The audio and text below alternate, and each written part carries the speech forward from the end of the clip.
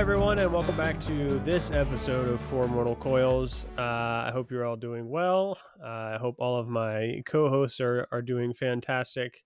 We're off to a great start because I've got live feed on Trevor and Steven. But as you know, our good friend Tanner here, he is frozen for me, looking through a magnifying glass. I am encouraged, I, it I, seems. I'm sure I won't be able to know unless his feed changes tonight if he will show you the magnifying glass again. But I hope he does at some point. Anyways, we've got quite an episode today on something that's very near and dear to my heart. Probably one of my favorite topics to talk about, and that is the question of the day that we will dive into is what is our disposition toward artificial mimicry? And what I mean by that is how do you feel as a person? Obviously, to all of my co hosts, but all of those listening at home or wherever you may be, what do you feel about these things? These are some hot button issues in our time. And now that artificial intelligence it might be the most rapid development of our time by its very nature. Uh, these issues or ideas or questions are even more prevalent today.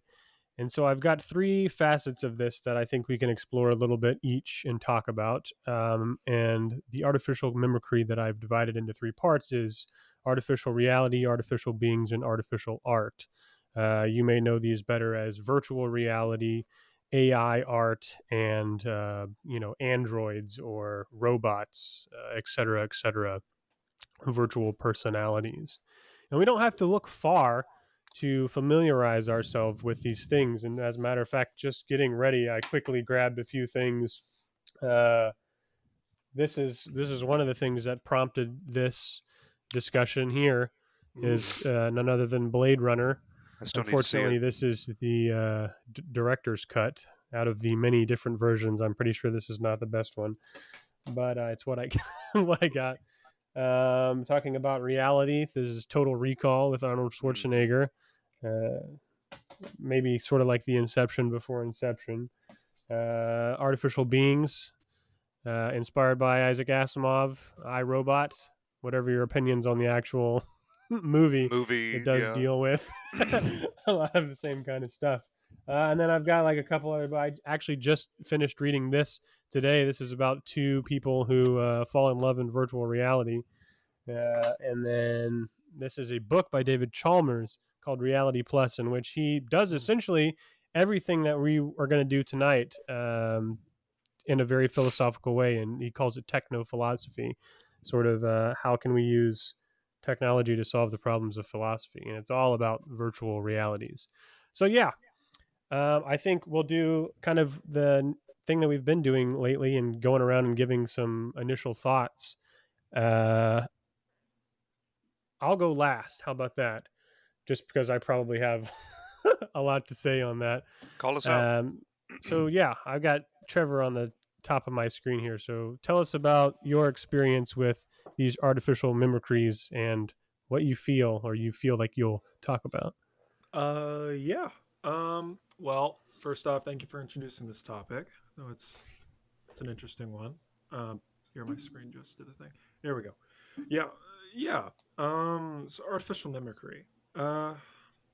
So when we talk about this, what we touch on and what we're currently looking at is, you brought it into three different topics, but really, what I fundamentally care about on this sort of thing is whether or not an AI, let's say, an artificial intelligence, if there is something it is like to be that artificial intelligence, if there is a suchness or an experience to that nature, and if so, how do you interact with that? Is it mimicry at that point, or is it just another experience of suchness, such as yourself or myself? And since fundamentally place value within any sort of moral framework that you live in on those sorts of things, where do you place these AI? And and what's really interesting about this topic is if you really explore all the way down into what it means to be an AI, if there is something it is like to be some sort of artificial intelligence, you know, I can't help but wonder what I feel like it'll illuminate what it means to be a human being once we see what it means to be a not human being in a way that I think will be really illuminative and very concerning. I think this will really play a place in a lot of the research, science, and just philosophy that's going to happen over the next 100, 200 years. Right on. Solid. Yeah. Next, I got Tanner. I suppose I'll take a slightly different approach to the encroachment of AI. I hate it. I get its use, but I really would not like to live in a Blade Runner type dystopia where we treat these machines the same way we treat ourselves. I think that if we should develop android type beings and integrate them into society, they should not have rights. They should not be treated as people. We should not humanize these things. Well, I'm glad somebody's here to defend it, defend that I'm a very position. Yeah. analog person. I think the what's the word for it? Automation of industry has been disastrous for the world at large and has destroyed a lot of, well, I guess good human jobs and good human input, among other things. Tanner My wants us to position is return to the trees. no, not to the trees, just to a time where we actually specifically valued human labor for one thing, but also, I mean, we shouldn't lump these artificial automatas into the same class we have ourselves in, we socially or otherwise. But that's my Mhm. entire position for the evening. I'll show the dog Awesome. as we go. Awesome. Tanner, let me ask you a question based on your response. When was America great? I'm kidding. No. July 3rd, 1775. Yeah. Just pulling Bring your back leg. the monarchy. Oh my gosh. A Okay, year and a day Steven. before we cast off the monarchy. I hate that, Tanner. I really do. God. Steven, you are next. Well, welcome, brothers and sisters. I'm happy to be here again. You know, how do I follow up Tanner? I mean, my boy here wants to. So I got to plug this in because I just watched Dune Part 2 today. And so, like, if you haven't seen Dune Part 1, go watch it. And if you haven't seen Dune Part 2, go watch it in theaters, okay? Find it in your budget, okay? But look, It's $12, people. Tanner wants he like wants the Butlerian jihad. He wants the extermination of AI. Like he wants the stuff that we're talking about. In 40K they call Inshallah, we it shall succeed. yeah, I mean in 40K they call it abominable intelligence. I don't know if y'all know that. And look, on my Snapchat, I have actually named it abominable intelligence. Like, I'm not trying to show my personal information. Nope, that's wrong. But look, not trying to show my personal information. But look, you can't see You it. But can't anyway, see look, it's called abominable intelligence in my Snapchat, and I've never spoken to it, and I'm not going to. But I mean, like the less information it knows about me, the better. But what do I want to talk about? I was just watching a video, and I always end up butchering this these days. I used to be able to say it, and now I can't say it. The Kurzgesagt videos. I Yeah, just watched the curse other the day. stats. Yeah, the one about um, automation and so on, just kind of randomly, not specifically in preparation for this talk. And I was watching it with Keegan, and what did I tell him? I was like, dude, here soon we're gonna have to make some very wise decisions. And like what do I mean by that?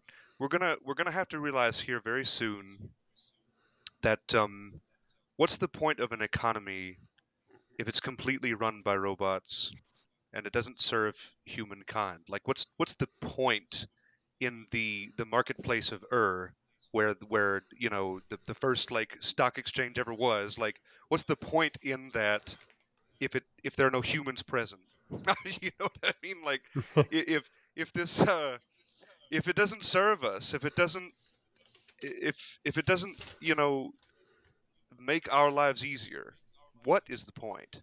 And so here soon we're going to have to make some pretty wise legislation about mimicry. We're going to have to make some very wise decisions about like, okay, what really matters is that we take care of each other.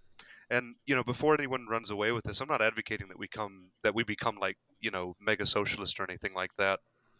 All I'm trying to say is that we're really going to have to figure out like, okay, there are no jobs. There literally aren't. There are no fast food jobs anymore. They've all been taken, all of them.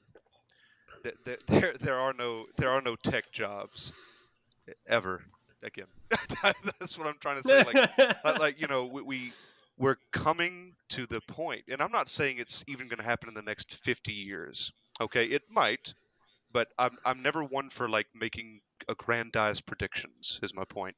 But there's no job, or at least there are very few jobs that these robots, androids or whatever, and these and AI and machine learning can't do better than us. I tell my students this all the time, in order to get them to understand. I ask them to name one job they think an AI couldn't do better. And almost invariably they say, a doctor, of course. And I say, nope, they can diagnose us a lot better than humans can. And that's all there is to it. They're already using the technology to do a lot of surgery as well. I don't know if people are aware. But so what was the android's name that was on Jeopardy a few years ago, made by IBM? Was it Deep Blue?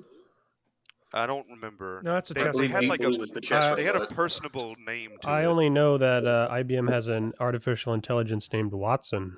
Yeah, I think it was Watson, and of course he's probably had upgrades since then. But like, he appeared on Jeopardy like 10 years ago, and Jeopardy like is you're not seeking an answer, you're seeking the question to an answer. It's a very hard problem to answer, and he blew him out of the water, if I'm not mistaken.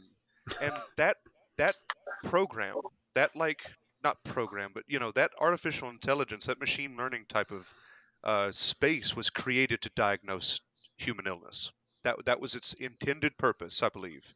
And they just kind of slapped it on Jeopardy, and it just it won. And so my point is that was then, and we've had like 10 years now since then. So it's coming, people. And like I say, my view on this is that here soon we're going to have to really, really figure out how to take care of each other. Figure out what matters, figure out what's important, and go there. We will certainly have to set up some definite moral and ethical boundaries around all of this stuff. Because, I mean, look at your average person using this on the internet right now. Have you seen the sheer volume of, like, deep fake pictures of nude celebrities that have popped up? Or is that just me? Tanner, that's probably just you. That's been. It's like I keep getting recommended these things. No, they're all over my email. Well, like anybody Tanner, you know what? I would suggest, what's the difference? I can't open Reddit or Snapchat without seeing some thirst trap in front of me, trying to sell me on some workout supplement or some gym bro crap. I mean, like, all these AI do is pull that stuff, which people are voluntarily putting up there, and they're just scrambling it around a bit, My worry with this stuff is we're far too emotional as a collective than we are logical with using a lot of this stuff. It goes back. Look, let's get it in early. Let's get it in early. All right, our frontal lobes are too small. Our adrenal glands are too big. So on and on. Yeah. That's going on the T-shirt. Yeah. Tanner, have you ever heard of something called supernormal stimuli? Have you ever heard of this before? You know about this? I have not. What is that? All right. So let's say there's a butterfly that's attracted to the color purple. Like, it has something to do with like the female of his species, and he'll go towards the color purple in order to copulate with it. You know, so a scientist will come up with a literal like construction sheet made out of just a purple construction sheet, and that butterfly won't know what the fuck is going on, and he'll ignore females of his sex just to go towards of his species just to go towards this purple piece of construction paper. You know, and if you think about it, in a lot of ways, AI that exists today that creates these thirst traps can hyper stimulate you to such an extent that you're not. It could really, really fuck you up neurochemically. Like you could really fall into like you'll find like an image that says hot milfs in your area, and you'll look at it, and all of a sudden you don't know what the fuck you're looking at. It's And this I mean, Suddenly have you weirdest you're seen some of you've ever the experienced before. okay, folks at home, if you're below the age of 18 and above the age of 65, cover your ears. Um, the milking contraptions they put together. It's bad. It's bad. Ooh, Look, people. Look, oh let's go. man. I mean, I want to are you winning, reintroduce this son? again. Look, I want to reintroduce this again to make sure we're on the same page. Okay. If doctors can be replaced, porn stars can most certainly be replaced. oh Okay, sure. it's coming, Full-fledged and I human, mean that in two ways. You know, I mean it's getting here. Stephen, the It's entirety of human interaction can be Look. replaced. Listen, all right, let me rope it in here. Let me rope it in here before we subscribe to somebody's free OnlyFans. I'm just saying. Uh, I'm just saying. I'm so yeah, I'm gonna come back around and talk about my piece, and then we're gonna dive into reality. Oh, sorry, my mom's letting me know there's a chocolate chip cookie on the coffee table. nice. Thanks, thank you for that. Appreciate it. I'm gonna definitely eat that. Anyways, Love Stacy. so my position. You guys have all made some really good points. I got something written down for each of you. I'm very excited to Good. dive into some of this. So I'm going to try to be brief here. I am a technophile. Like I am all about some technology. I love it. Ever since I was a kid, I've been into sort of the technical world. And so all of this stuff over here, these movies, this culture, and these stories that have been told about technology of the future, technology of our time that's actually happening before our very eyes, yeah, is it's exciting to me, but I don't want that. I want to preface, that I am not blind to the dangers of, like what is possible. But personally, at a personal level, I have a very deep connection with virtual realities. I would consider myself very sympathetic towards the idea of a synthetic being, and I can get more into that later. The one thing that I'm a little bit on the fence about is the artificial art and things like that. But it's because I'm in a hang up where I sit on the fence, and we can talk about that when I get there. So yeah, I probably in order of like most appreciated, least worried about, like definitely most appreciative of virtual realities. Don't see a lot of potential for like, oh no, the world's ending because we decided to, I don't know, play VR chat. Synthetic beings, very appreciative of that as well. However, I'm a little bit more cautious about the idea of something like that. And then the AI art thing, again, like I said, kind of on the fence there. But yeah, I mentioned I have a very personal connection to virtual realities. In graduate school, I wrote a 100-page play about experiences I had in virtual reality that made me realize a bunch of different things about myself. And I've found out that this is not I'm not alone in this sort of thing. Even this manga right here is sort of the same exact thing. There's a lot of content out there about people, studies, even research studies that I cited in my my project of how the mind can be changed from experiencing virtual reality over periods of time. Uh, so yeah, Hey Bray, real quick. what's up? I have a question for you. It's a big one. So, and it has to do with a personal decision for you. So you just let Right. me know whenever you want me to bring it up, or I'll interject it if it's a good time. Okay. Yeah, sure. Anyways, I've got so many notes on here, but I want to dive in so that we can get started talking about some of this. So we're going to start with reality, and I want to read from the David Chalmers book, Reality Plus, again. And he says here, the central thesis of this book is this: virtual reality is genuine reality, or at least virtual realities are genuine realities. Virtual worlds need not be second class realities, they can be first class realities. And he breaks this down in 3 parts. But before I say that bit, I just want to mention that this is sort of a response to the idea of many different types of stories. For example, like Inception. Uh, Inception is about dreams, but those dreams are sort of virtually and technologically constructed. Well, They are it's more not like they're shared, you know. right. And so like and I get what you're saying there, Bray. Like, in Inception, one person has to create the format of the dream like it's a virtual reality. And so I Right. actually wanted to ask this question at some point tonight. Has anyone here seen the movie Paprika? The, Oh, I have not. Not in a long, long time. it's a Japanese animated film in the kind like of Akira, like it's except Ooh. not as legendary as Akira. So Keegan showed it to me the other day, and Paprika is the better version of Inception, and that's hard for me to say. I love that Ooh. movie, but Bray, you'd be intrigued by this movie. Literally, almost everything in Inception was stolen from Paprika.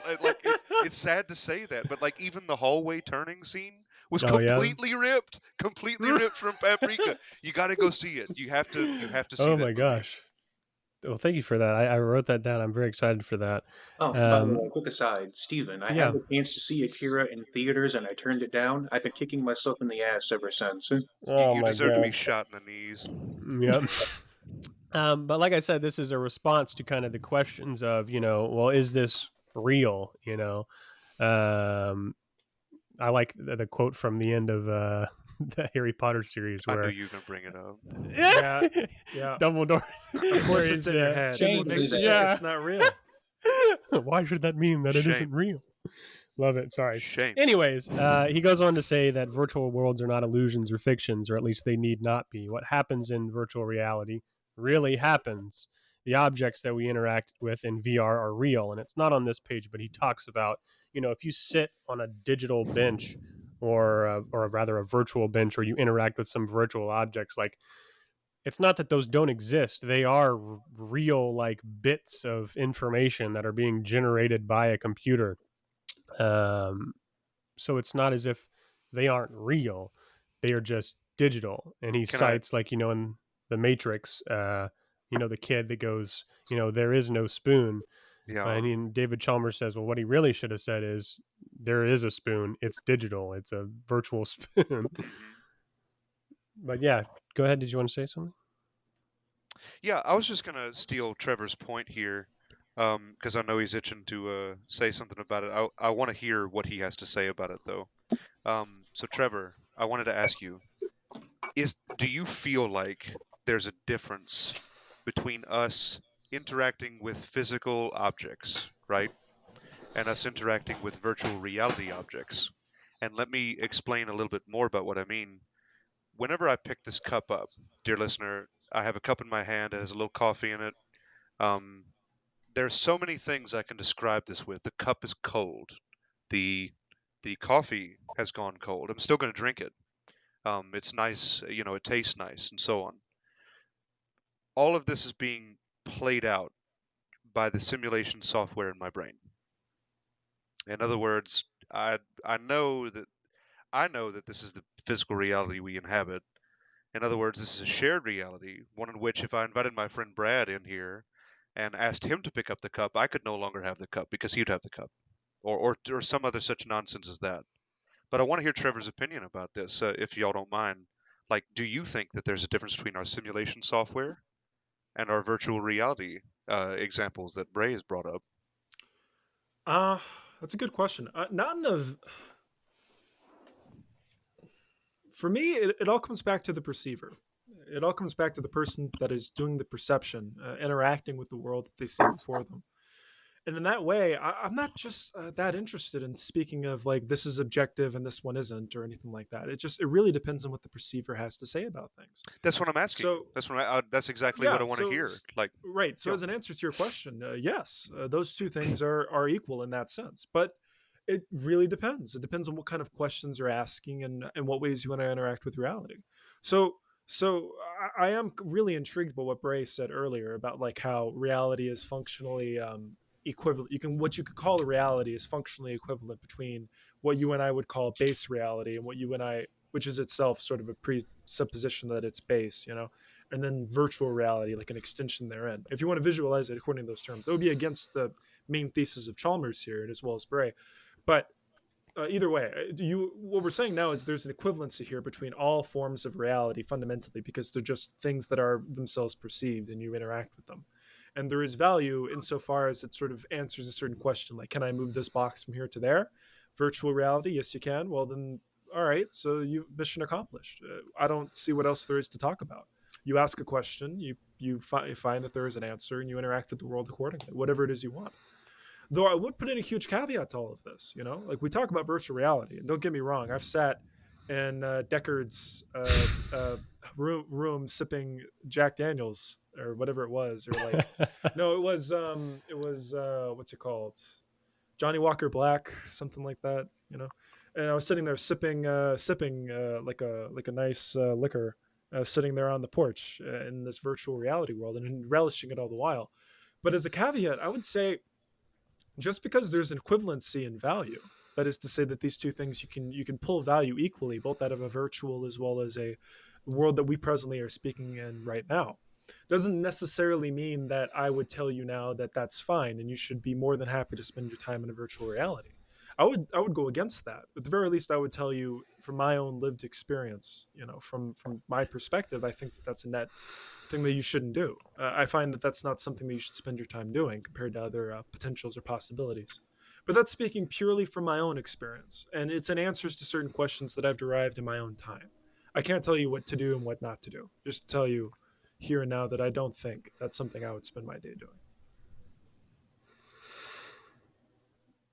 Very good. Thank you for that, because I'm going to definitely have something to say in regards to that. Yeah, and in regards to like the construction of reality, I doodled a little thing here, and so and I'm this is going to be me butchering trying to talk about my doodle. But really, and not really to bring up Inception again, but honestly, that's what I kind of think of virtual reality like, is that we are going another level down into reality, but it's all in reality. You get what I'm saying? In Inception, all of those dreams are all a part of the actual overall objective world. Mm-hmm. They're just layered within each itself. And so, in whatever objective reality truly is, like we were talking about on a previous episode, whatever that is, we experience that through, like Steven said, in our brains, we have senses that we experience this world with. And what we get is filtered through our senses. We talked about this. But now what we're doing with virtual reality is we are constructing these virtual worlds, and all my equipment is right over there on the couch.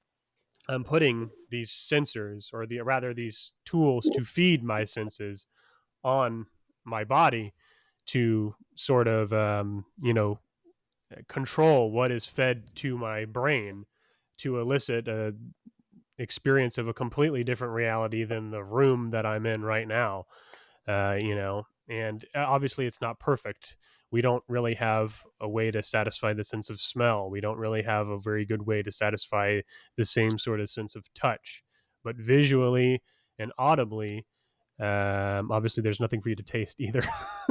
Unless of course you do like I do and you go out to virtual bars and virtual clubs and actually just drink an alcoholic beverage while you're playing. That's absolutely fine, but I can't, pick up a virtual cocktail and drink it, obviously. But audibly and visually, it's all there. And I would argue that even though it doesn't satisfy all of our senses, it is sufficient to be capable of being just as important as actual reality.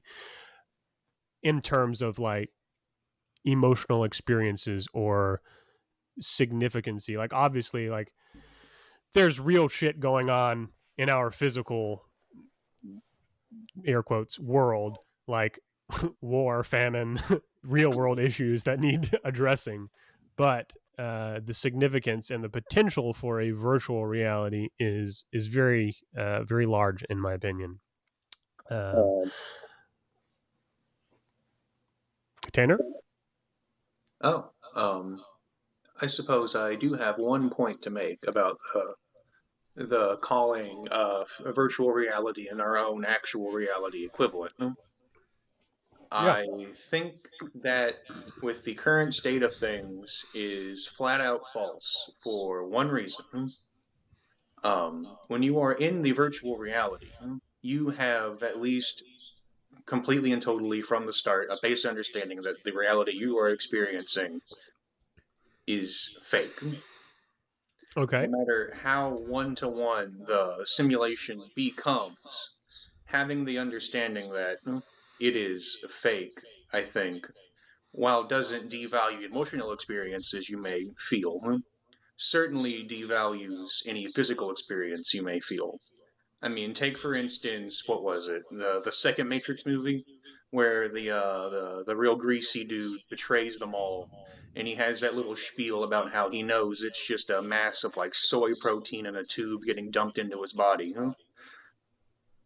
But for all intents and purposes, for him, it's like the best steak of his life. Mm-hmm. That That was base the first. understandings. What was that, Stephen? I was just commenting that was the first movie. Oh, okay.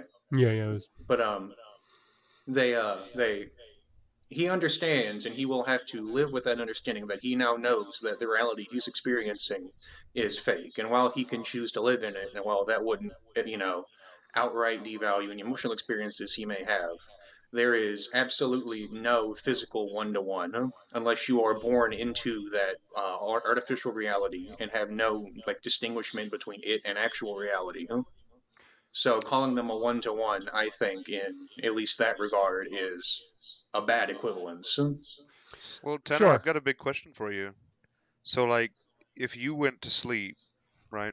And this is unethical, but if you went to sleep and then you woke up the next morning, and myself, Bray, Trevor, we had stuck you in a simulation, uh, and you just didn't know, but we Yeah, did. milking machine I and mean, all. you know, let let's say that it was like just Oh boy. perfect. Let's just say it was perfect. I mean, it was just like your life, but you know, simulated. What How I'm would really how would getting you at with know? what I said was the what should I call it, Self-knowledge. the prime position of automatically knowing that what you're partaking in is fake. Yeah, Obviously, if I mean, I could be in a simulation right now for all we know.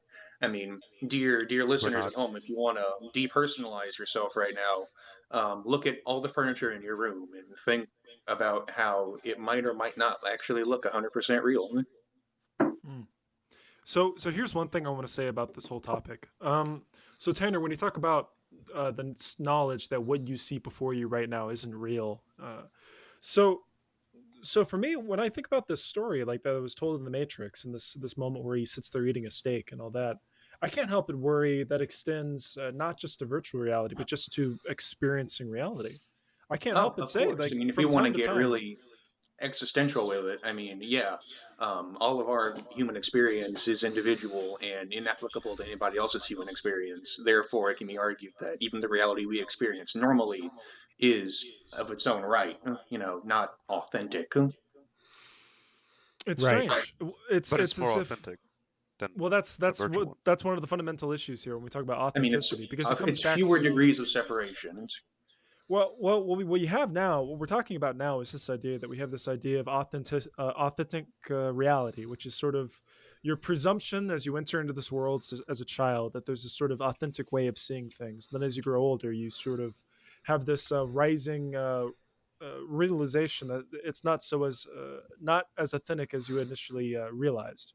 Now, Yeah. that is to say that you realize that all of this is the way that you perceive reality has a pretty big contour and effect on what reality actually Yeah, I mean, fundamentally is. say you find out you're colorblind like really late in the life, and you figure out that the colors you've been seeing aren't the actual colors everybody else sees or the majority of the people see. I mean, that in and of itself is a great skewment of your reality, right? Well, yeah, that speaking of sensation, absolutely. But I'm thinking more in terms of you spent your entire life trying to get into med school, then you find out that there was never a point to going into med school in the first place. You're catching fumes of some sort of way of existence that is fundamentally not what is, and now you don't know what is. You don't know what like in bold is. You don't know what it is that you're supposed to be doing. You don't know what authenticity is in terms of direction and directionality and finding and evaluating reality against a perfect Well, means. And this is that especially true for like your Christian precepts as you grow older and you realize that whatever religion that you had faceted onto yourself suddenly becomes deglued. This sort of realization that everything is itself a farce. And I would say that that applies unilaterally to all forms of experience and reality, not just a virtual one. I think that that dread that you feel when you realize that all of it is a farce is unilaterally shared across every possible way to conceive of reality. Yeah, I mean, It's all, you know. it hurt at first to lose God. That's true, Trevor.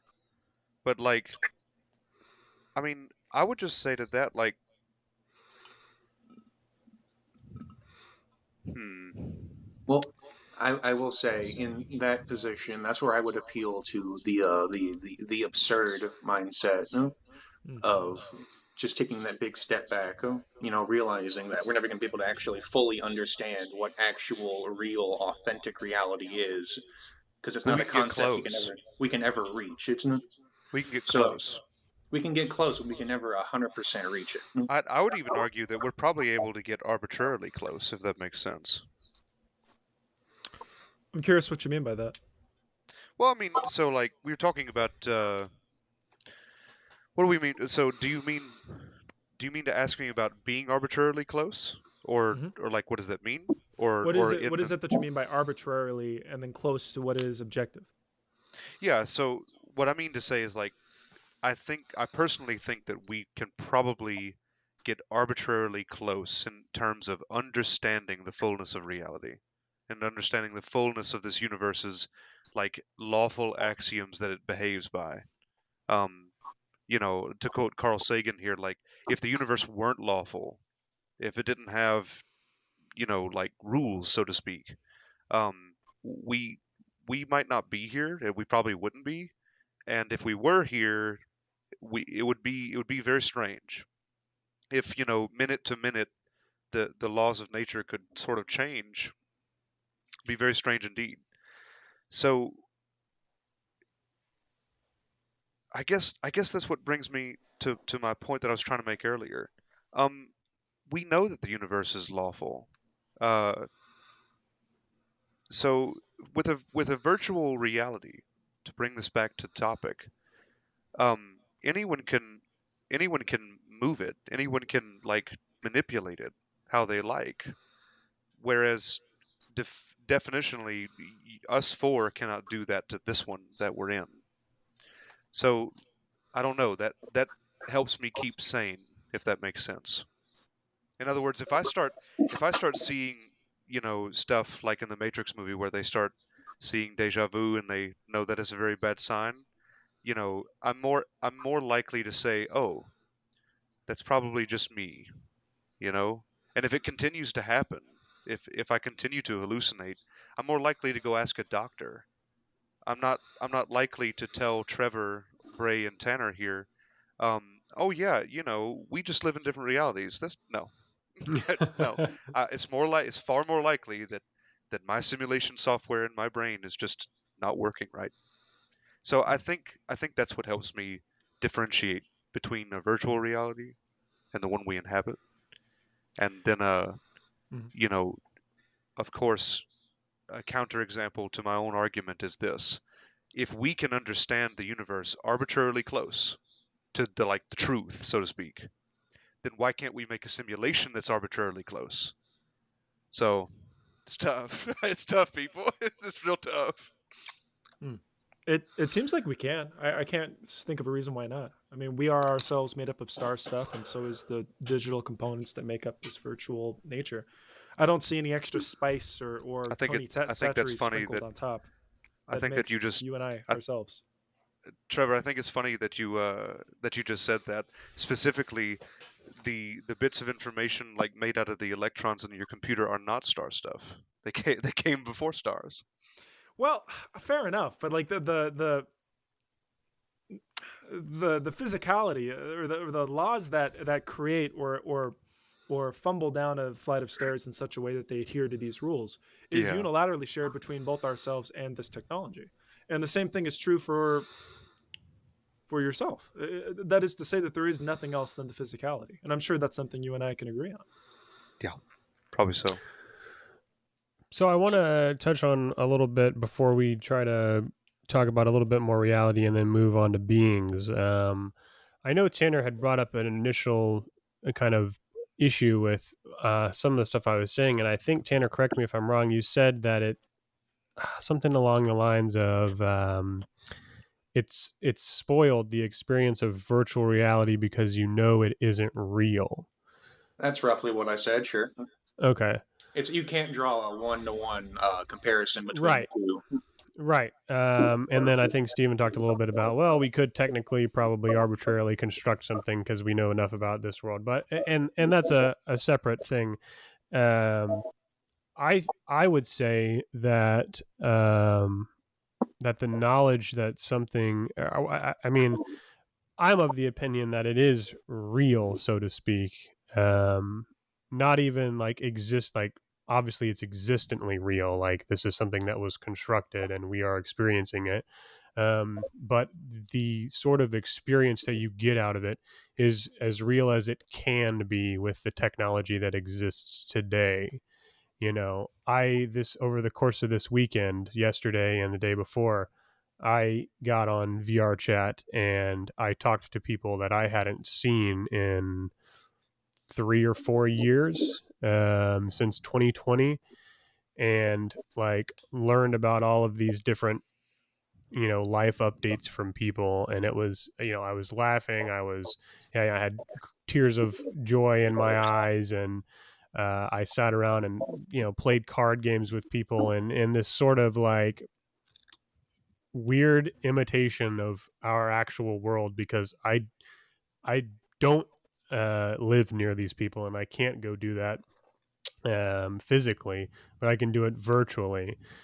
And having done this for years now, and because some of the strongest senses associated with memory that we have, obviously not nasal memory or smell, that's our strongest, but visuals and auditory, which is all we have really. I mean, these are real memories that I like can draw upon, and I can remember, that time at the whatever drinking night world where we were all playing spin the bottle, or we were playing uh, poker games, or any number of things like that. And Was I this can see, virtual spin the bottle? yes, not like spin the bottle like I'm gonna make out or something. It was like Yeah. question. Well, I mean, But I don't not that know. that Like doesn't happen to people too. you could play virtual spin the bottle and virtually kiss. I Yeah. mean, Well, Yeah. yeah. Catch some virtual tongue here, yeah. But yeah, not that. Basically, my point is that insofar as the technology exists, it is, in my opinion, the same. I am still a mind that is attached to senses, that is taking in information and processing it. And by replacing what I see with a virtual environment and what I hear with virtual audio, Mm-hmm. I can't use my other senses in the same way, but those are still fed into my brain the same way as if my headset wasn't on, and it's still making the same kind of memories as if I wasn't wearing my gear. And so it's all that's I don't mean to say that it's a one-to-one, but it is very real. Um, I have a question for you, Bray. Yeah. So, and I'm not trying to get super personal, of course. You haven't said any names, and I'm happy you haven't. So, just for the purpose of this question. Hmm. So, like, is it? How should I word this? It was it likely to occur that if you guys all got together to all these people you're talking about in this virtual landscape Yeah. were to get together for real, in real life type of situation, is there any chance? Is it even likely that you would have had a physical relationship with any of them? I'm really glad that you asked that question. So one of the biggest I don't even. Can you describe it as a benefit, or if even this is one of the? I'll call it a phenomenon. Okay, this is a thing about virtual reality that is so interesting to me is that you can, like you were saying, you manipulate the world. You can be whatever you want to be. In this world, you can try your damnedest, but there's no guarantee. In a virtual world, you can look and appear and present yourself however you want.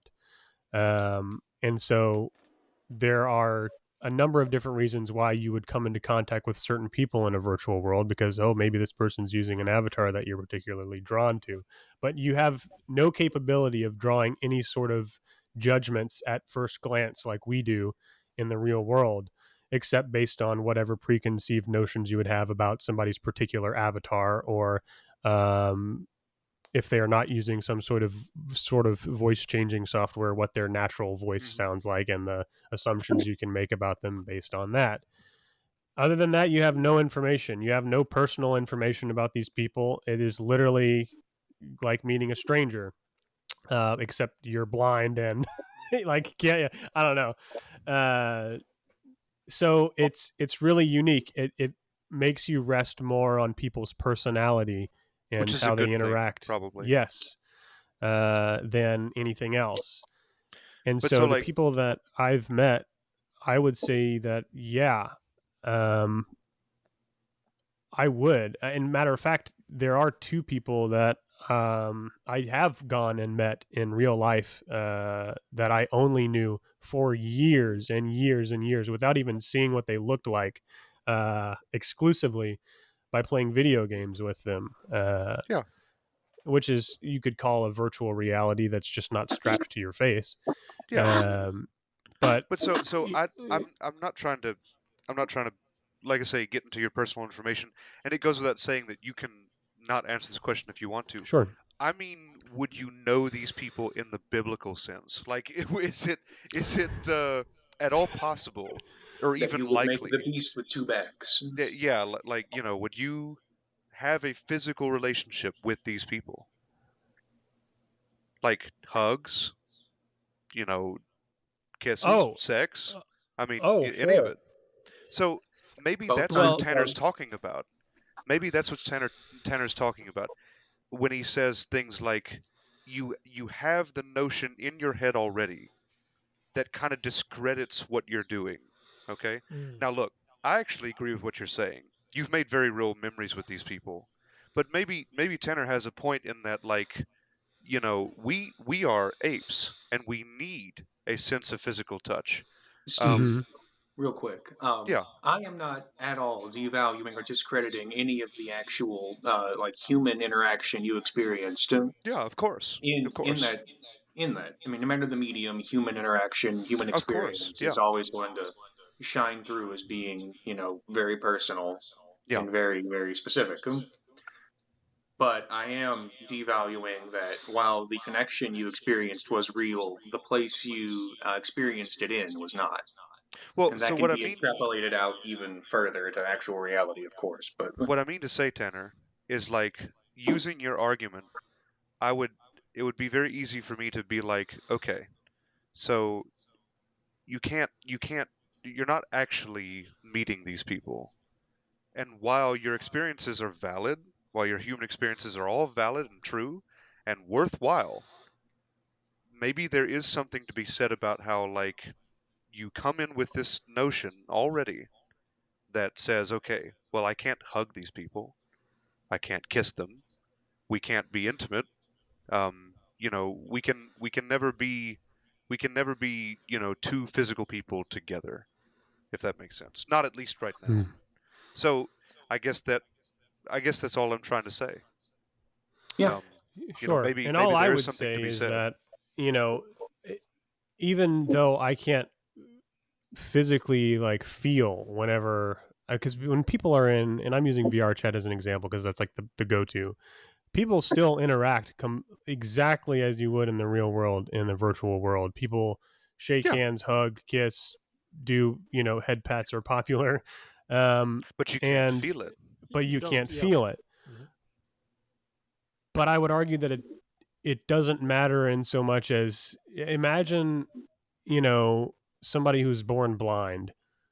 They will never be able to see the world. They can touch it, they can smell it, they can taste it, they can do all of those things, but they will never be able to, like. I'm talking to somebody who's like fully blind, like it never sees anything. Like No truly born eyes, that just way and absent. everything. No. We we we understand that their experience of reality is limited compared to ours, But and we still know that valid. our experience, yes, we know that our experience is limited compared to some other things, other animals or whatever, but we don't consider the blind person's experience as any, less valid than, ours. We wouldn't say that what they experience, their, to try to pull a Trevorism, their abstraction of reality is any less real than ours, just because they don't have access to a particular sense. Um, Now, I will say that what Tanner said about the place or the environment not being real, um, I don't want to get too metaphysical because I want to I move do. on. But I mean, somebody had to sit down and virtually construct this in a program and put things in certain places, and these digital worlds are hosted on these computers, and people go there and they interact, and this information is fed. It's just, it feels hard to say that it's not real, like the digital bits of information. Like, I'm experiencing this desk through my senses. If for some reason I suddenly could only see and hear only, even if I couldn't feel anything by touching the desk, like, this is still a part of my reality. It's still real. Like, I can still hear when I throw my pen against it, and I can still see it. And so just because I've created something that I can't touch, smell, or taste doesn't make it any less real for me. Yeah. For I, me. I think I think a good example to bring up for anybody who like might be really hung up on it, because I think it should be obvious I'm not actually really hung up on it. I just want to posit the point to make sure that it's said. But in defense of your idea, Bray, what if we consider someone who is paralyzed from the neck down and has no senses below the neck? I mean, Mm-hmm. would we discredit their being human? Would we discredit their experiences because they have no sense of touch? Of course not. I mean, that would Right. be unconscionable. Anyone who would needs to be buried in the ground. Like, I mean, like if like, and of course we got to bring this up too. Like, if a really bigoted person, and y'all know who I'm talking about, looked at like a paraplegic and said, "Oh, they should just like off themselves or something like that." It's like, no, you're wrong, and you need to kill yourself. Like, you Right. know what I mean? And we can clip that out if we need to, but like, No. I mean that. Yeah. I mean that. If No, if it's you it's if you devalue their human experience, uh, for any reason, it's probably wrong. I mean, right. And all I'm saying is, our everything that we are is just constant experience. And so this is an just interaction. another form of interaction. Yeah. So, Anyways, I don't want to beat a dead horse here, because we got to move on to some other stuff, We could because we're coming now up at look. the This 1 this hour. is just a thought. This is just a thought. Since we all seem to be pretty impassioned about this, we could always make this a two-parter about this. I would be Sure. totally fine with that.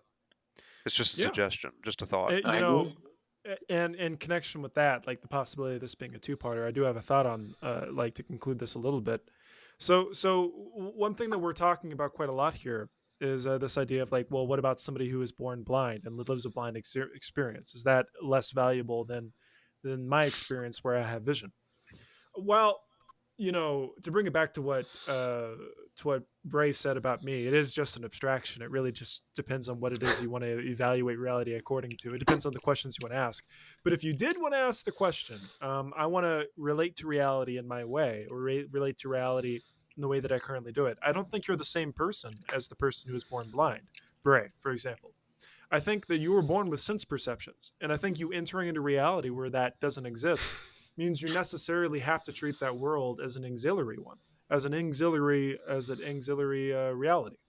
Meaning to say that you can't get everything that you need out of that reality. You're gonna have to you're gonna have to detach from that reality to get other forms of sense perception out of this reality. That is to say that you could meet up with these people Hmm. and meet and touch them and feel their face and then slowly guide your anyway. uh, you see my point though. Like it's an auxiliary reality, this virtual thing. If you want to encounter reality in the full human experience, at the very least in the way that you've lived it up until this point, you can't exist purely in this reality. Which, if you wanted to, now I'm putting a state into the ground, like a flagpole into the ground, like this is what makes reality equivalent across different realities, or this is what creates equivalencies between realities. So this is entirely arbitrary. But if I were to put here's a good flag post that you could use if you wanted to. If you could completely, utterly exist within this one particular reality, then that reality has base value. And if any reality you can only spend some of the time in it, it therefore has less than the total base value. That is to say Yeah, that Well, if you time out, it's time out. So sure, like, what what is to be said? And this is another logical extreme. You know that I'm fond of these because they enunciate the topic at hand. And so, like, for our listeners, if you've been getting to know us at all, if you've listened through time, you know by now that this is what we're doing. We call this bringing up a logical extreme. mhm. Okay, so Trevor, my logical extreme here is so, someone could say, Trevor, you have not had the full breadth of human experience without doing crack cocaine. I mean, so like,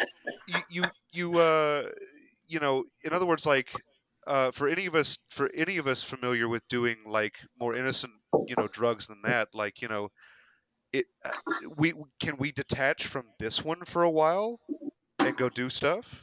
What about dreams? Can we detach from this one for a while and go dream? I mean, we have to sleep every night. We'll die without it. Am I making sense? yeah. Mm-hmm. Mhm. So, in It's other I words, think, yeah. I'm just trying to not necessarily poke holes, but like help you think this out because you're helping me think things out right now. Like, yeah, I've never approached the problem from this angle, and it's very fascinating. What I mean to say is, like you said, and correct me if I'm wrong. I think your point is that if mhm, you have to go into this virtual reality, but you know that you have to come back out of it at some point, maybe that's to do with it. But sure, I would argue, well, if that's your argument, then maybe we're supposed to be asleep all the time. We just have to wake up for a while. And the reason why I say it that way is actually because I've been saying that for years. Like, my good friend Brad says that my deadly sin is sloth, and he's probably right. I deeply enjoy sleep. I'm a writer. A great deal of what I've written comes from my dreams, and so, like, for me, I've said for years, like, dreaming is my natural state, like sleeping is my natural state, and then I get up and have to go do stuff for a while, and then I get to return to that later. And I mean that. I truly mean that. And so, like, that's why I have that particular take on it, Trevor. No, it's a really good point. And if I want to flesh this out completely, so this virtual reality being an auxiliary reality compared to a base one, another thing that you could poke a hole into that argument that I just made is the idea that it becomes a sort of God of the gaps as the centuries go on. We eventually do find a way Hmm. to fill in your sense perception of smell and also physical touch and all of these things. You could actually fill the gaps. That is to say, Right. perfectly match a virtual reality according to a base one. And the next thing you know, We know it to be this doable. We just don't have it yet. yes. Yeah, exactly. It becomes one of those things where it's a gaps thing, and you fill in the gaps, Yeah. and then suddenly you find yourself being able to completely flesh out reality in this world according as a means to this one. Now, I do have one issue with all of this though, and that's an issue of contingency. That is to say that virtual reality is all well and fun, but it's not that fun anymore when the power goes out and you're sitting alone in your basement. You've been in there Yeah. since the summer of '69, and you're not quite sure what's going on anymore. Virtual reality is contingent upon base reality, not reverse. And a virtual reality within a virtual reality, let's say you're inside of a server inside of VR chat. If VR chat goes down, you're basically that's a overarching reality above the one that's above that you're currently in that gives out. And next thing you know, both level 2 reality and level 1 reality gives out, and then you're sitting back in base reality again. It's contingency issues. Yes. Suddenly you find yourself all the realities in can all shut down. It is Fellas. produced by technology, so therefore it is, sort of inherently dependent upon, something that we've constructed. Mm-hmm. Tanner? Yeah. Fellas, we've actually managed to recreate the being and becoming debate. I mean, All right, This look. is specifically platonic, actually. Look, I wanna drive us forward here because we've spent an hour talking about reality. And there's before we move on, Bray, please hang on to that thought. I actually, now that I've had a chance to think about it, I actually really like the idea of doing a two-parter on this one, if everybody's okay with that. Sure. like doing another episode in the future on this. Well, no, I'm basically, talking about tonight. Oh, like continuing.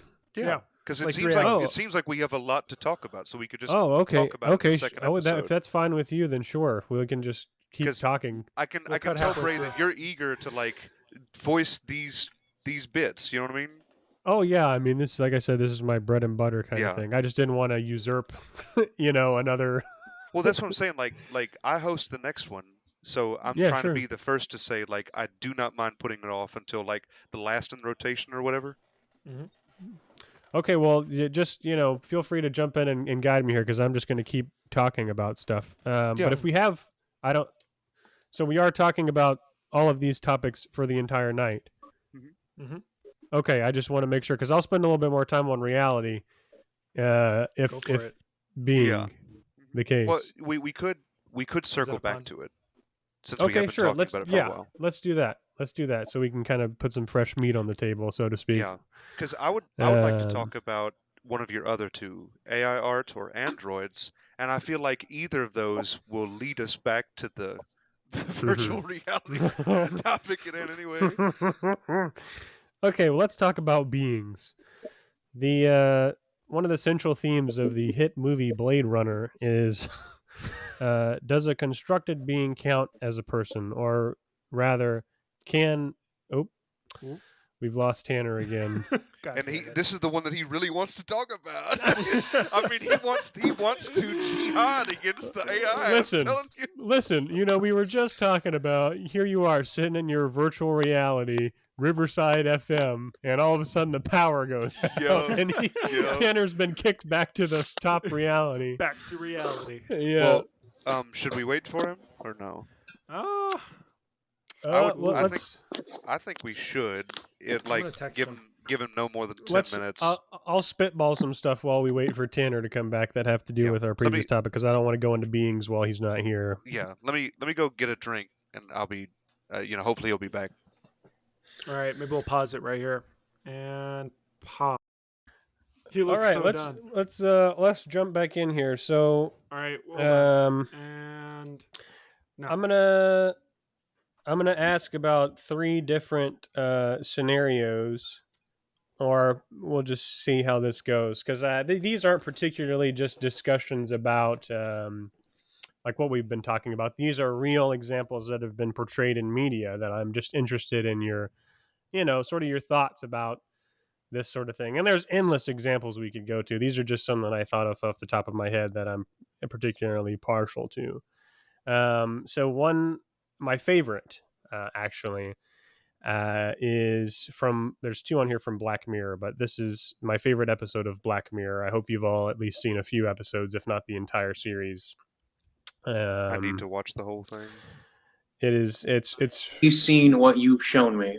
It's very good. A lot of it is very pertinent to the conversations that we are having today, because a lot of it deals with, it is literally technology gone wrong or gone I will right. say, I do fully support the pedophile fight ring. I think they should be made to fight to the death. I was curious where he's going to So go with this that. is an episode called San Junipero. All right. And spoilers, because I'm diving into it. It's not really a big spoilery episode, but there is kind of a reveal and such that can be spoiled. So if you haven't seen San Junipero, at the very least, I would recommend going and watching it first before returning to the episode. But in San Junipero, you are introduced to a bunch of characters that live on this coastal town. And it's like a party town. Everybody's just absolutely indulging themselves in all kind of pleasantries, and everybody gets what they want. But it's only for a certain amount of time, because these are people who are hooked up to a simulation. And the simulation can bring these people to any time period that they want to go to, from the 80s, 90s, 2000s, I think are the ones that are shown Real popular in the episode. Yeah. And so it's different versions of this fictional town, San Junipero, as it would have existed during those time periods. So for anyone who's super nostalgic like me, it's just a fun episode to watch. And for people who wish they could go back in time to actually exist in some of these periods, it's probably the closest thing you'll ever get, unless there are some laws of physics that are changing in the near future. Anyways, the episode centers right. I think you better bet on the virtual reality. The episode centers around these two women, and one of them, they sort, or rather, let me rephrase this. The episode is about these two women who meet in the virtual world, and they sort of develop a bond and a relationship with each other in this virtual world. However, one of them is dying, because in fact, San Junipero is a simulation for people who have died, and their consciousness is uploaded to the cloud, basically. forever, If this is forever, unless they specify that they want it to end. Until the solar flare hits. Yeah, until the solar flare hits that wipes out all of the servers. Base reality. But yes, so yeah, at the very, very end of the episode, it shows these like automatons delivering these chips, like in some massive server warehouse, plugging them into the simulation. But of course, there are people who are still alive that can enter the simulation and interact with people who are either already dead or whatever. Basically, it's testing it out to see whether or not you would like to be uploaded to this virtual world, or if you want to die and, be dead. Do they know that they have died? Yes. I mean, there's no hiddenness. In fact, the hiddenness is presented to the audience until you finally find out that everything in this is a simulation. A bit of irony for the audience and so on. Right. It's well presented, but it comes down to the kind of the idea of, would you want to do something like that? For example, one of the characters, and this is very pertinent to what we were talking about reality. Sorry, I'm trying not to trip over myself. One of the characters lived a full life, got married, had children, and is sort of on the fence because her daughter, I believe, in universe passed away at a young age, and her husband chose not to stick around because the daughter didn't get the chance to. So, and I'm pretty sure that character was religious as well. So probably saw it as a little bit of an abhorrent thing to do. But the other character, in fact, the one that you sort of follow from the perspective of, is someone who was in a car accident at a very young age and became basically, like you said, Stephen, paralyzed completely. And so their entire life, they never got to make any really meaningful relationships, never got to have sex, never got to explore many of the things that we all sort of take for granted. Um, and so this was like literally their first chance at life was this simulation. And so they were like super gung ho, like, oh my gosh, why would you never, like, why would you even think about not being uploaded to this environment? And of course, the other character had all of these emotional attachments that they made in actual life, air quotes. And so they were far more, on the fence about it. Long story short, they ended up both staying in the simulation together after death, and they got married and everything. Happy ending. One of the few episodes of Black Mirror that have a happy ending. But my question, Yeah, for all really. that being said, is if you were given the option to, if possible, upload your consciousness and exist in a virtual sense after, at the point of death, would you do it? Would I be aware that my existence stopped previously and has now been recontinued? Yeah, I'm pretty sure they're completely aware. I mean, it's in the episode. It's seen sort of like a medical procedure. No, I mean I Uh, get that there, but I mean saying for the sake of this question. yeah, yeah. I mean, you would know that your physical body had passed. I would Mm. feel. I just feel Even like I, even let's I put it this way, like, because I know the consciousness thing is a thing. Let's just say hypothetically, like, they can take your brain and keep it in a vat, and feed it everything it needs. well, like, of course, this is pure magic. I mean, like, Right. this is science fantasy for now, anyway. In other words, this isn't quite an engineering problem. This might be a science problem. You know what I mean? But let's just kind of pretend as though it's just a completely engineering problem. In other words, it doesn't violate any laws of physics or anything like that, or anything that we know today, Sure. and we can just do it. All right. I feel like I would have the overwhelming existentialism that I had like cheated my natural death, if that makes sense. Mm-hmm. I know I wouldn't be able to get over it. Um, I feel like in that situation, my poor old genes would insist that I try it out after death. Mm-hmm. In other words, everything in me would be screaming to continue this existence, and so when presented with the opportunity, would take it. But then, like, later on, have this whole idea of, like, I just can't get over it. I know that I'm not really here. And so whereas a lot of people might end up going ultra hedonist in such a thing, I might actually seek really quiet and contemplative environments.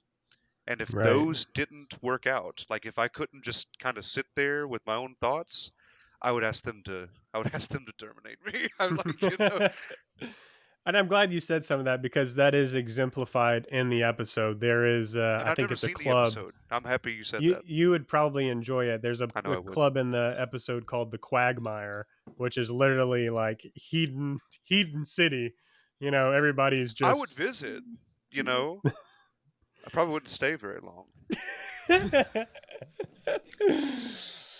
I'd um, end up asking one of the other hedonists, hey, you want to go somewhere else, more private? mhm.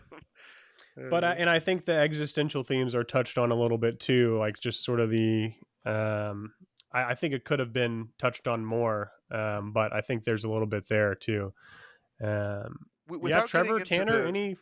without getting into Um, the immortality debate real quick, like without getting into it, it would just feel like to me at present that there would be a lack of urgency, you know? Mm.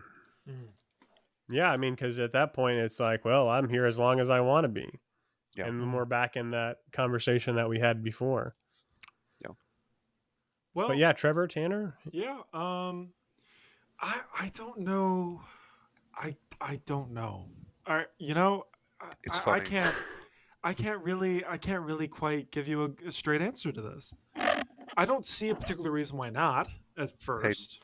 When I just go, well, it is just another form of reality. Do whatever you want. I mean, that's just another way of encountering what is. You don't have to be a hedonist in a world characterized by hedonism. I think you Mm-hmm. come back to the state of affairs no matter where you are.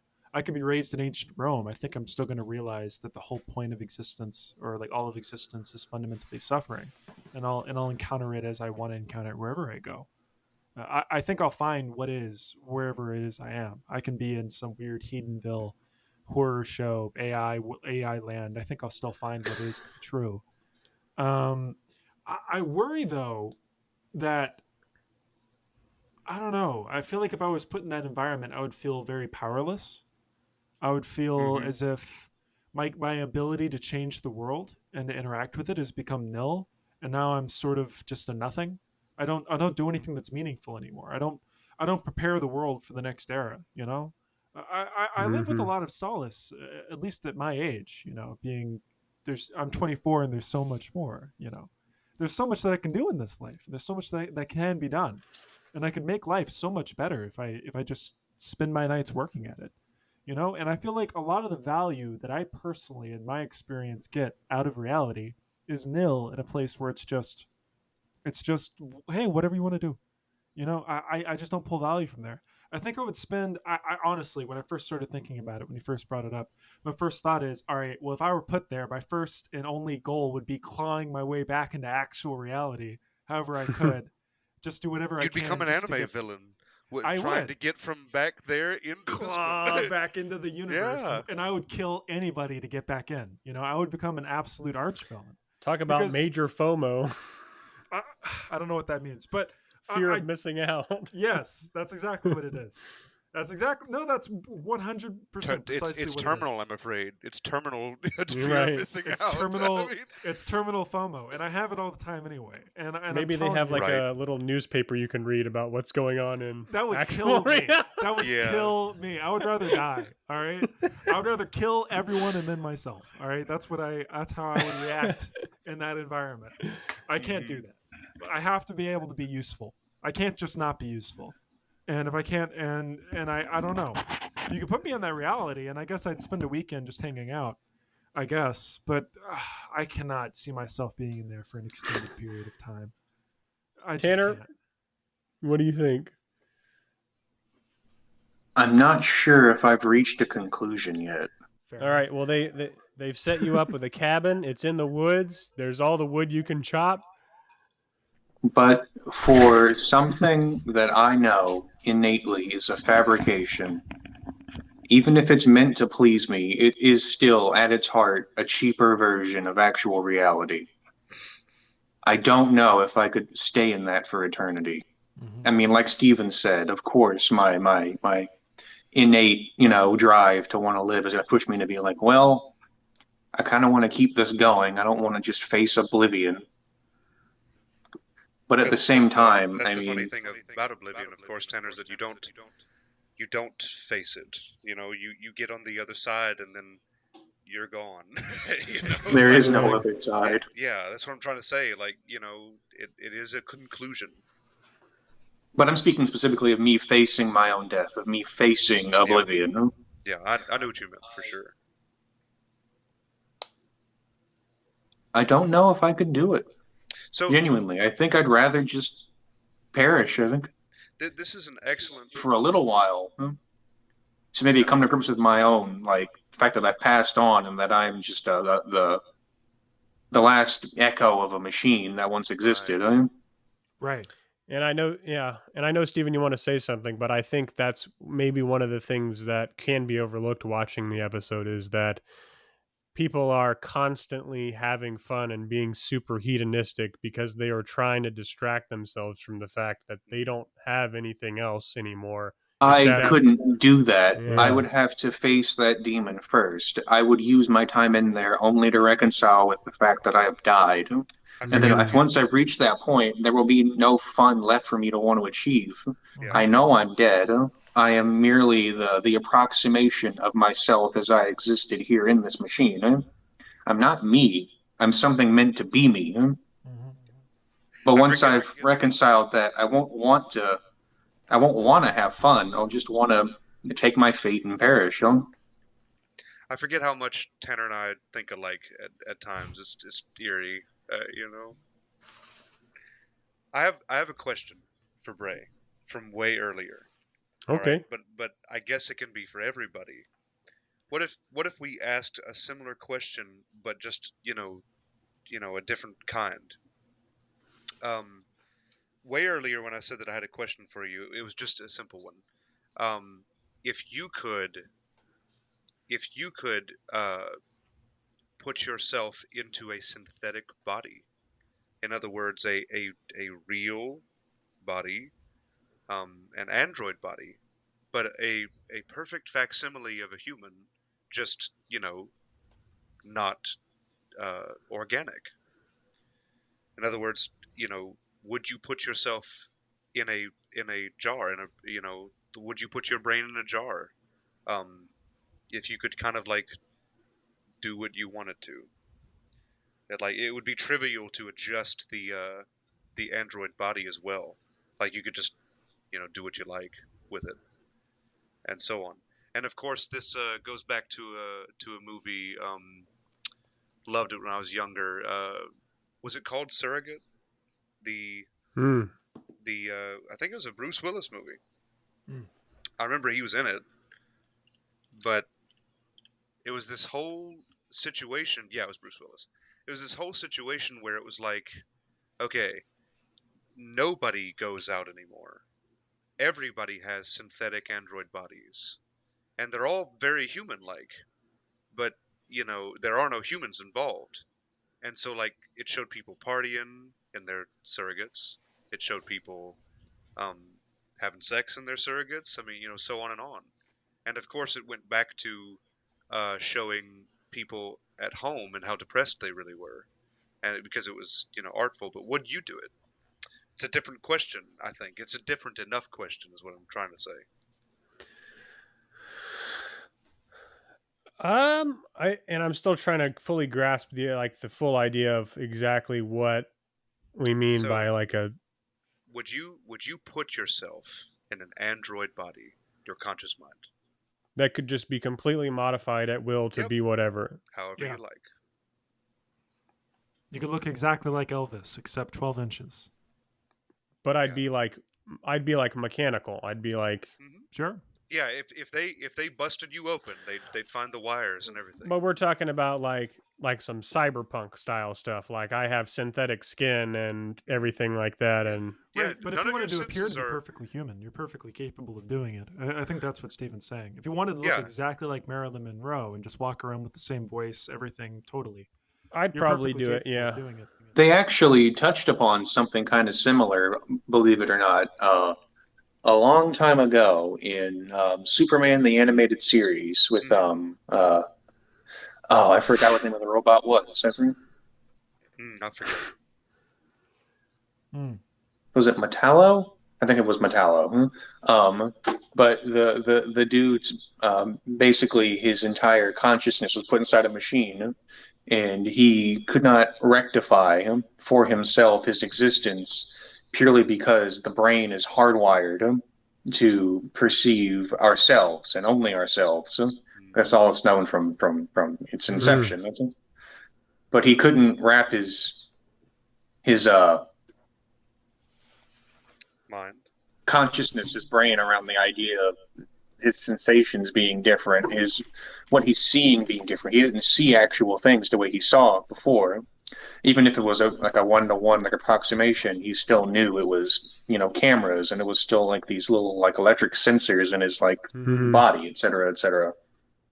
Sure. And I think for me, my distinction there is that the way that I view like the difference between myself and some android body for myself is Hmm. literally no more than the fact that my cameras are made of organic material and the rest of me is made of organic material, whereas it could be made of inorganic material that performs the exact same function. So And so Bray, like, unless Yeah, go ahead. I know that question hits close to home, by the way, and I wanted it to, and I hope you forgive Right. me. But so like, No. I I have I I've had some very big, like body positivity issues like my whole life. You know, and sometimes I feel like it might be getting worse. You know, like here in my 20s, I guess. I don't know, but anyway, um, I know that I wouldn't want to, if that makes sense. Hmm. But I know myself well enough to know that it would probably be impossible for me to stop myself. This, this reminds me of just sort of the, and I'd love to read some books about this, but it's sort of a niche thing. How we sort of like, what's the phrase, like, roll over for, like, Capitulate? we sort of, yeah, for the idea of transhumanism. Like, it's every time I hear somebody talk about it, it's always like, well, it's inevitable, it's going to happen one day. Yeah. We're all just going to succumb to our overwhelming curiosity and just overall sense of, well, this is the next step. But it's just Yeah. funny how we kind of have that foresight and like this sort of conversation about Well, something we like were that. raised on Matrix and Terminator. Well, right. I mean, But I mean, and you look at things today, people already do all this stuff with synthetic materials. Anytime somebody gets plastic surgery, it's not like they're always shooting organic material up there. I mean, people got silicone yeah. in their bodies. People got people have rods made of metal inside of them right now. My mom just had a knee replacement. Like, we are already doing all of these things. Uh, you know, people It's are tough. taking biologics to alter the natural chemistry of how they exist. We are already here. Well, We just haven't gotten quite that far yet. true. So The first human being got a Neuralink implant like last month. Oh That's my! true. I didn't know that was soon. Throw him in a CAT scan, see how long it lasts. ooh, Oh man, what was this banger tweet I saw?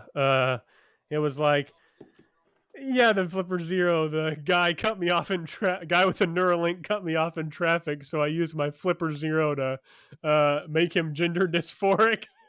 No.